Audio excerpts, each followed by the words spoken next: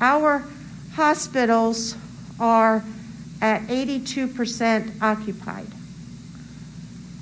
Here with our schools, at our special meeting on November 30th, I pointed out that we had 104 people, could be staff and students included, that had COVID. We have over doubled that in 2 weeks. Mind you, that was November 30th. It is now December 14th, and we are up to 213. So it's over doubled. We are also, for quarantines, we are at 868 people have quarantined. This past week alone was 216 people have quarantined. I just want to talk about this with the board, that what is the point at which we may feel like it's time to step back and take a look for the safety of our children, the safety of our staff. Yes, I know we are mitigating it well in our buildings, but yet we're still having cases. And for every one Action Network email I get about closing schools, I get 7 to 10 about putting more kids in the building more days a week. I have principals, staff members, people reaching out saying, if there's anything you can do, we need our students in the building because their families can't help them connect. They don't understand algebra. They're not teachers. There's no one home with them, and they're failing. And they're failing at record rates. And it's not that we're not trying to help them. It's just that in that area, they can't get online. I know we keep trying to help them, but they can't. If you don't have cell service, we can give you anything. It's very tricky and very hard, and it gets frustrating, and then you stop trying. Eventually, you just stop. You say, I'm going to go to school 2 days a week. Well, if someone doesn't make you get up one morning, you don't even go to school 2 days a week. So I can't support taking any chance away of getting in person, especially since there's a choice for the students and for those parents. And I know there's not for the teachers, but many teachers are teaching virtually because that's what suits them. As far as individual, at some point, you know, if quarantine's mandate and you have to shut down by grade or by school, or that's what we have to do. We've been having to make do, and it has been tough, but Hanover's in person, and they're doing the same thing. They had to shut down a whole school, I think, last week. So, I mean, it's definitely a time. I would hope that over break could be a little reset, a chance to calm things down a little bit, get everything clean. Hopefully people will make better decisions than they made over Thanksgiving and see what you can do. But I think treating the whole division the same is not the correct thing to do. I think if you're having staggering numbers in some places, I think handling it school by school is the better option, because what problems you might be having at Harrison Road, you're not having at Livingston, or vice versa. I mean, there could be things everywhere, and I think that handling it as a division, unless it's not sustainable, it is just the last resort that I think we should do. I think we also have to keep in mind the absentee rates. I've talked to the counselors, and some of them are, well, before Thanksgiving, they were going to go see their grandma, so they wanted to be virtual for a couple weeks before that. Or we're just going to go virtual for safety reasons, but it's really because things are really crazy getting to be Christmas, and we need to go Christmas shopping.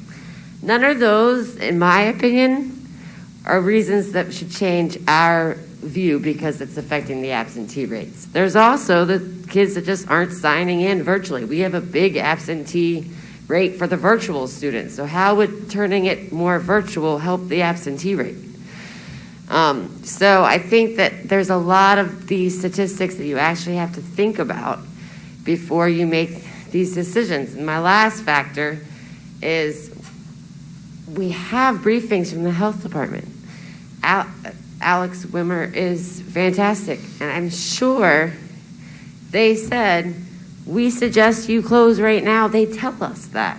We've asked for that briefing. I'm sure if Dr. Baker was told, I don't think you guys should be open anymore, he would tell us. And then we would make that decision. So I am not a health official, and I'm going to defer that topic to them. I think we're doing the best we can with what we have, and to change something right now, especially with 1 week or so, it'd be silly. And then planning, we don't know what the numbers are going to look like in 3 weeks. We know they change, but we don't know. So I say we should not do anything. But the notion that we just need to shut it down and then tell some folks we're going to start it back up again, that's going to come across as problematic.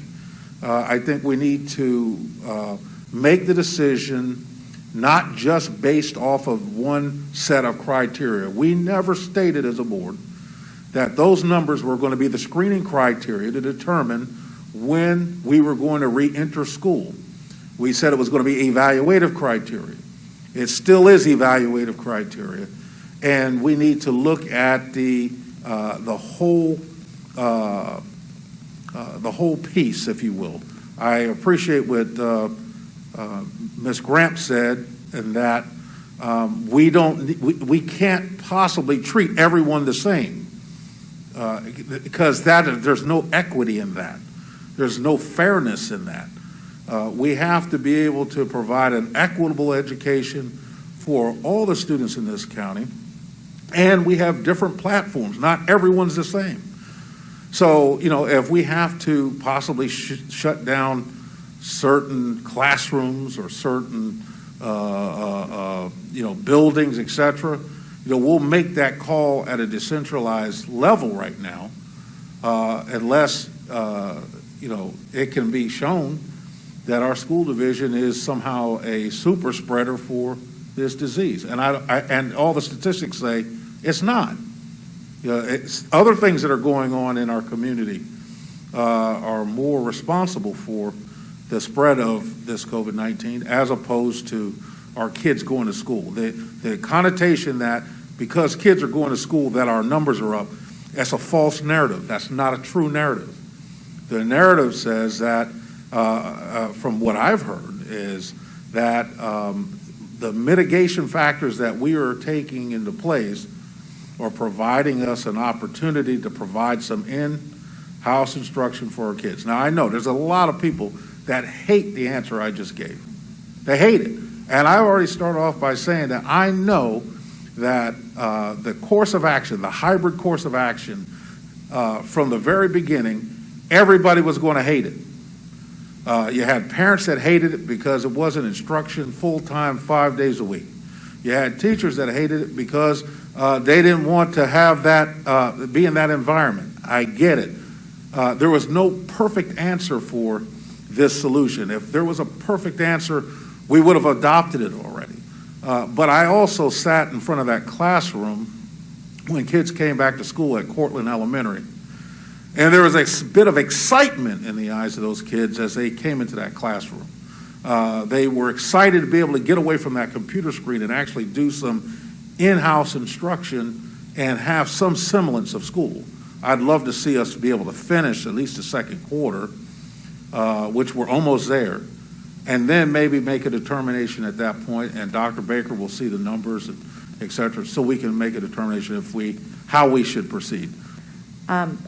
I know, absolutely, our students need to be in the buildings. I absolutely know it. I've got my fingers crossed and am praying that by the fourth quarter, we're fully back in school. I am very hopeful by March, toward the end of March, that we will be back fully in school. That's my hope and prayer, because that's where we need to be. And what a great way to finish off the school year is fully there and get the kids all together again. Of course, wearing masks and such, but that's where my hope is. But right now, I am just very, very concerned for the safety of our students and our staff, because I have heard that we have had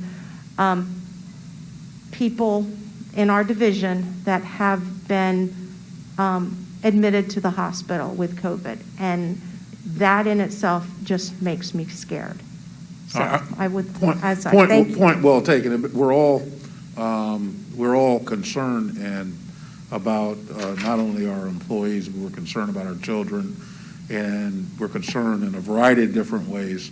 And we don't want to give people the impression that somehow because the schools are open, that they are the cause of the increase in COVID-19. That's not necessarily a true correlation, but I understand what your concerns are, and I think if we would just continuously talk to each other and have a conversation with Dr. Baker over the next couple weeks, if it comes to a point where we have to have a special school board meeting to determine how we should proceed in January, then that's something that we can call and do.